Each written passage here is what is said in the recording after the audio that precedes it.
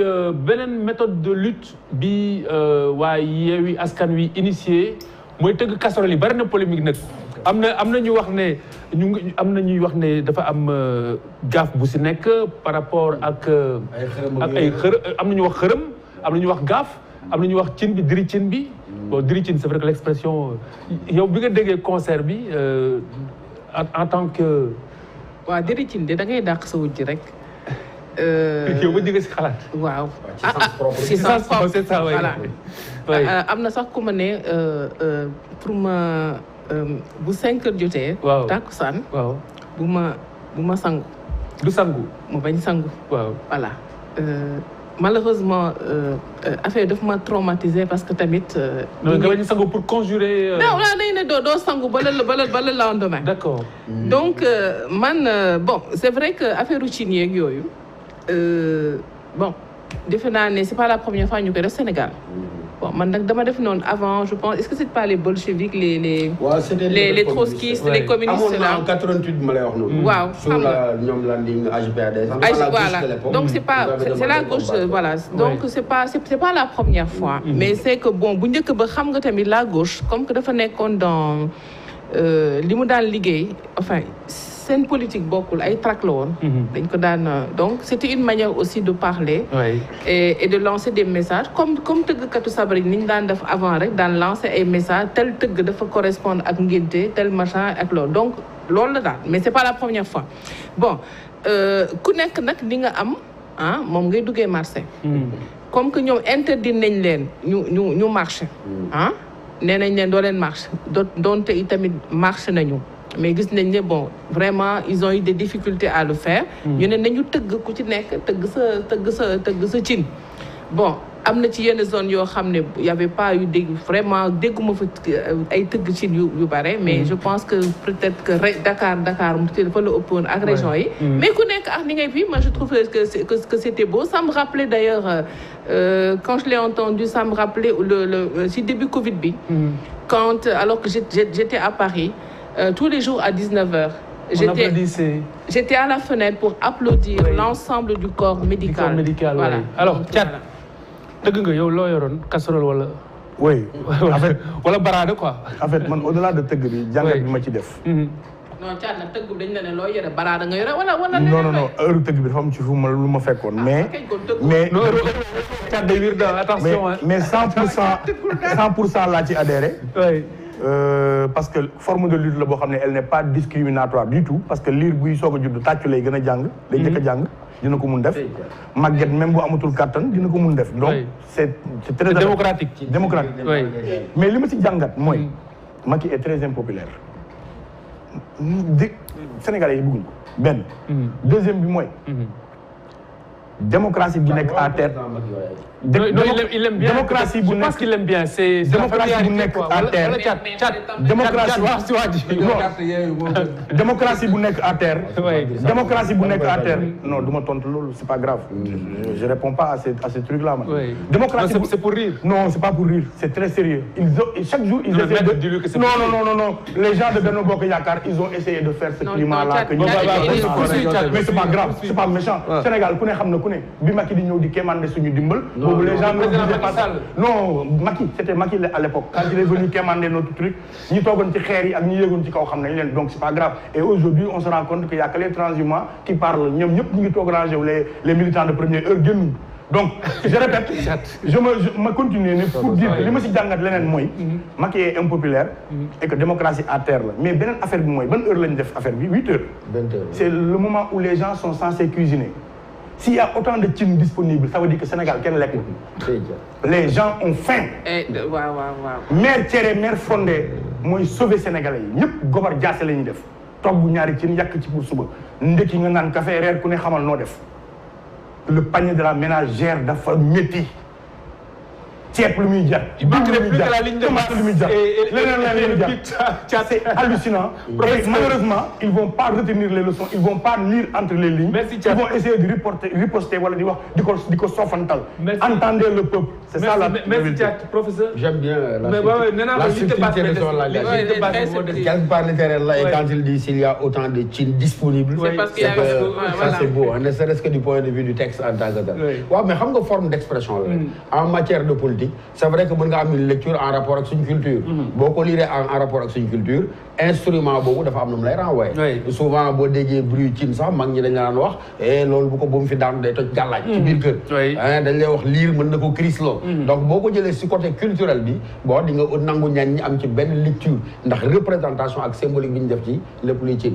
beneen côté bi da nga naan rek c'est un moyen peut être innovant boo xam ne c'est une forme de se faire entendre maanaam jéem naa yëglu pour def marche na ma ko sartu réew mi mayuñ ma ko ma xool loo xam ne bu ma ko defee riir mi dina fort ba ñëpp dégg ma def ko donc mën naa man lecture boobu rek laa ci am waaye que la démocratie daal encore une fois qu'elle soit sauve Sénégal Benno Bokk Yaakaar moomu ko Sénégal damay insté Yewwi Askan Wi moomu ko ñoom ñaar ñëpp a lajj dañ leen war na fi jële ñoom waruñ def élection buñ ko tegee ci yéen ñoom ñaar ñëpp bu ñu écraser le peuple sénégalais ku fi dee bu fi seen jàmmarloo nekk responsabilité nañu teg bal bi à terre waaw ku fi dee léegi nañ teg bal bi à terre ñu waxtaan xool ni ñuy saafara lii plutôt que ku nekk naan mana du kenn ci ñoom Sénégal la tigi alors maître pour terminer waaw pour terminer damay wax nekk rek en fait fac droit maître ñu ngi si non ay fac ay góor a fay génn te yaakaar naa ne say naataangoo bañ ci tolloo soxla na ñu jóge fac droit ñu taxaw leen il faut respecter les juristes waaw bu loolu weesoo donc kon na accepté ko dama koy tooñ ba mu ne ko na jël carte Yewwi waaw mais en tout cas c'est une société civile boo xamante ne nii man doy na mais keroog féete na concert bi concert bon c'est quelque chose que Vuvuzela Abdou Karim waxoon na ñu indi Vuvuzela yéen ngeen indi Vuvuzela waxoon na aussi ñu indi sifflet pour contrer bële mais est-ce que contre concert amoon bon écoute man franchement ce concert de casserole là man dama ko jàppee comme ni ko xale yi waxee maanaam c'est une forme d'exutoire quoi man jàpp loolu laa ko jàppee xale yi fo nañ ci. gis naa ko ci dégg rek am na luy. waaw pour ñenn ñi mais la majeure partie ñoom fo lañ. exutoire lu ñuy exutoire. maanaam pour ñenn ñi quoi maanaam pour ñenn ñi ñi nga xamante ne nii vraiment ñoom dañuy jàpp ne bon voilà. C'est le droit plus absolu que de doxul mais la majeure partie. Mais c'est important le mot exutoire. Pourquoi la majeure partie Khalifa ñi ci dugg mooy ñi ma ci gis ak jot a xool c'est à peine que j'ai parce que franchement c'est pas quelque chose que j'ai pris au sérieux quoi franchement pour vous dire ñi ma ci gis ay xale laa gis ñu di ci fo ci TikTok yeeg waaw d'ailleurs sax ki nga xamante ne nii mooy ki nga xamante ne nii le leader de Pastef wax des patriotes wax na ci affaire du faux daal dañ ci maanaam parce que xam na ni que dañ ko jël benn dimension ludique quelque part nit ñi dañ ci doon faux di ci kaf di ci ree waaw mais gisuma en fait man joxuma vraiment benn importance franchement xaw ma symbolique bi tamit xaw ma du point de vue cosaan wala ay affaire toj gàllaaj ak yooyu yëpp man franchement man yàlla laa gëm yaa ngi dégg. nous sommes waaw nous sommes des musulmans.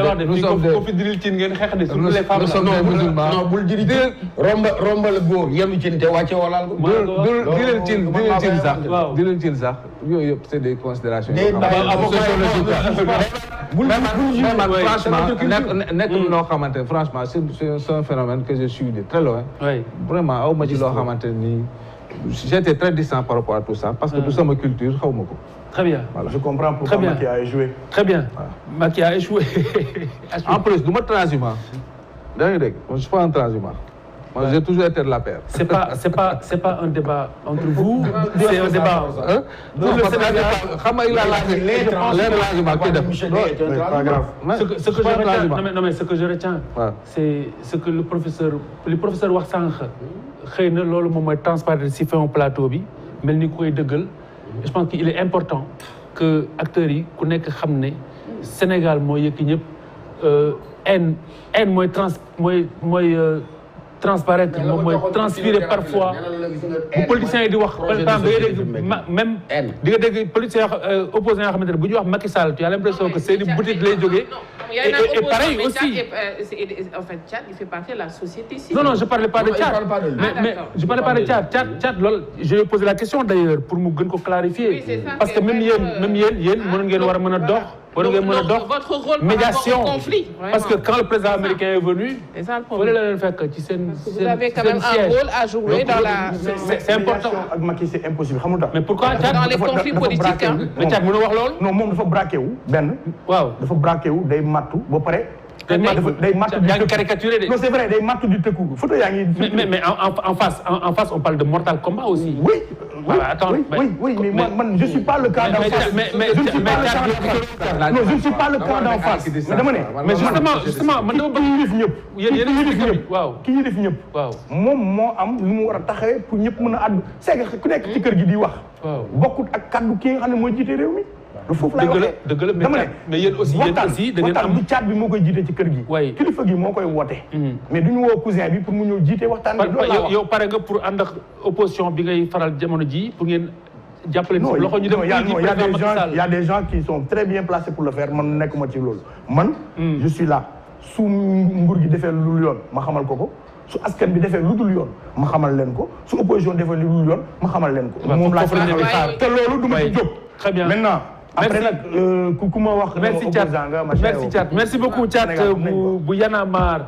Ce serait avec plaisir nga ñëwaat fii pour ñu wax suñu usine bi nekk Wakam. Inch'Allah amul benn problème. Donc bu soobee suñu borom ak beneen expert bu ñu si mën a gindi. Donc par exemple c'est pas parce qu'il est là landing. bu ñu ko dindee man dafa metti. landing ban. landing la xam nga kilifa lay fàtte landing lay wax parce que waaw mais kilifa bi ñu ko dee dafa métti xam sama yoon ci politique pourquoi je dis c'est une voix qui aurait pu nous apporter quelque chose waaw maintenant est-ce que juridiquement légalement autre chose ça peut être vrai mais qu'on reconnaisse en même temps que c'est une certaine qualité intellectuelle que l'on perd que nit day pakastalu waaw ñëppay pakastalu je ne dis pas nag ñu ouvrir la porte de manière anarchique non mais dañuy waxtaan de manière consensuelle ba li gën ci ñu encore une fois Khalifa c'est important nañu fàtte qu'on fasse la part des choses. na Khalifa fàtte Khalifa. songee fàtte songee Sénégal. nekk fi. yëpp a juum ñoom ñaar ñëpp. dañoo juum. tigi waaye du ñu taal dëkk bi. déedéet. non mais kilifa mi ngi. du ñu taal dëkk bi. kilifa mi ngi fi. parce que il va régler le problème. au-dessus de Yewwi. au-dessus du camp de Benno Bokk Yaakaar. il y a le Sénégal. on n'a pas besoin d'être expert en droit. pour déglu leen ñu wax nga comprendre le minimum mooy ñee juum nañ ci parité ñee juum nañ ci parrainage. waaye Sénégal ba pare nangu ko. nañ ko nangu bañ ko nangoo ba pare nag nañ ko jëfee. dañ ko nangu ba pare oro xaat ka. waaw dañ ko war a jëfee nag. bëgg a sacrifier doomi aadama yi. Sénégal bi waroon nangu ñuy sacrifier nañ toog waxtaanee réew mi kenn moomu ko ci. jërëjëf démb on parlait de Senghor on parlait de Abdou Diouf on parlait de Abdoulaye Wade ñun des gens de ma génération 80 on pensait que Wade était éternel. on se rend compte que ndekete yoo moom ñëpp a yem. il n'est pas éternel. c'est le Sénégal qui va être éternel. tigi ku xam loolu nga def ndànk. merci professeur Thiat merci. fi nga toog nii moom fi la Madani di toog léegi en tant que suñu citoyen invité ñu war a ànd ak moom àggali waxtaan wi ci niñ ko waxee waa AMA Sénégal ak.